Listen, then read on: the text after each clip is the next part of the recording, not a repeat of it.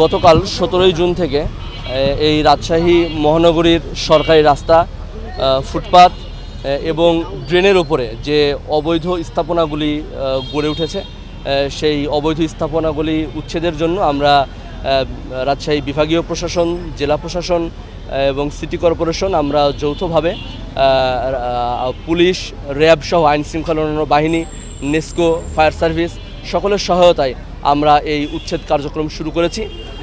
গতকালকেও উচ্ছেদ কার্যক্রম হয়েছে, আজকেও রাজশাহীর লক্ষ্মীপুর মোড় থেকে বর্ণালী মোড় পর্যন্ত এই উচ্ছেদ কার্যক্রম চলছে এবং আমাদের এই উচ্ছেদ কার্যক্রমটি এখন থেকে নিয়মিত পরিচালিত হবে।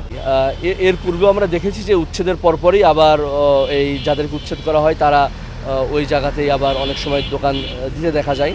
তো এক্ষেত্রে আসলে একদিকে যেরকম আমাদের প্রশাসন এবং সিটি কর্পোরেশন থেকে এনাদের জন্য একটি আসলে পুনর্বাসনের চিন্তাভাবনা চলছে, কিন্তু সেই সাথে আমরা যে রাস্তা ধরে আমরা উচ্ছেদ কার্যক্রম চালাচ্ছি এই রাস্তাতেও আমাদের আরও উন্নয়ন পরিকল্পনা রয়েছে।